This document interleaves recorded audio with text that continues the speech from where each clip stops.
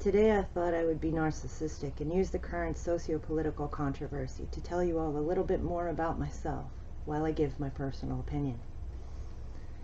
It is a fact that I have sought out tubal ligation from every single OB/GYN professional and primary care doctor I have ever had since 1991. That is, until I was 37 years old, still childless, and needed to have laser ablation due to prolonged bleeding caused by anemia. That being said, I have been pregnant 7 times in my life, 3 of which ended in medical terminations. I was 19 years old for the first termination, and the decision was taken out of my hands by my mother, who forced me into the procedure by verbally abusing me and convincing the clinical staff that I was not cognitively able to make my own choices. The second one was my 4th pregnancy at the age of 25, when I was newly married to my second husband. The reasoning behind it was lingering trauma from the previous experience, along with new and improved emotional damage from the first husband. After the procedure, I was still turned down for tubal ligation and never once offered an IUD or any other non-hormonal birth control options aside from condoms. Instead, treatments like Norplant, Depo-Provera, and various pills were presented, each one coming with long-lasting physical and psychological side effects for me, some of which persist 20 years after the fact.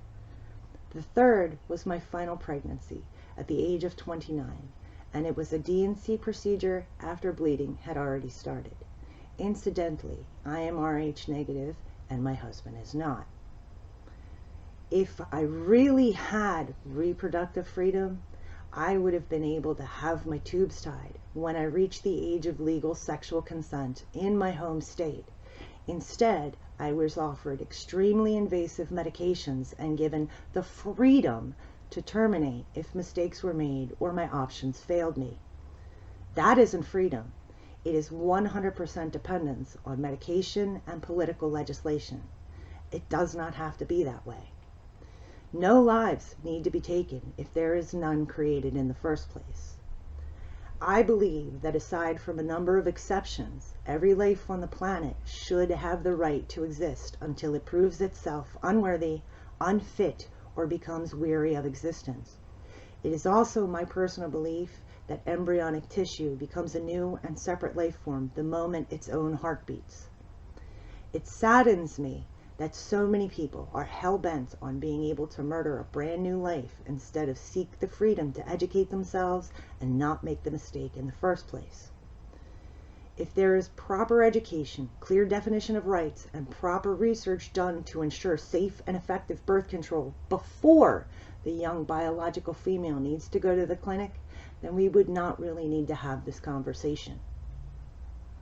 I believe that age restrictions should be lifted for such procedures as tubal ligation and laser ablation. If a post-pubescent biological female decides that she wants to cease reproductive functionality, she should be allowed to do so at any age, regardless of her marital or parental status. She should have the right to do so without medical professionals informing her that she is far too young to make such harsh decisions about her future. In this year, 2022, when young girls can declare themselves transgender or non-binary, be put on replacement hormones, and given radical mastectomies at 14 years of age, a biologically normal female of sexually consenting age is still not really permitted to take control of her reproductive system. Why is that? I'd love to know. Instead of justifying murder to correct a mistake, more research should be done toward creating semi-permanent, non-hormonal birth control that would allow a young woman the freedom to decide for herself when she was ready to have a child. If women were given the tools and opportunity to make proper informed choices about their bodies before they made mistakes, the entire issue of population control and genetic birth effects would almost be eliminated.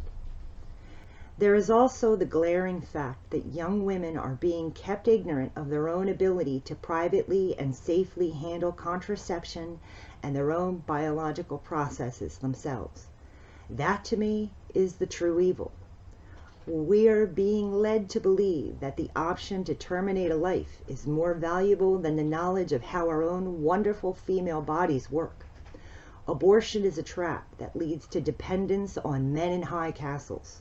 Contraception and education is the key to real freedom.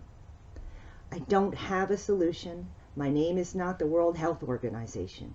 I just know that all life is sacred, regardless of how it came to be, and women are in fact being lied to and oppressed in a completely different way than the popular media portrays it.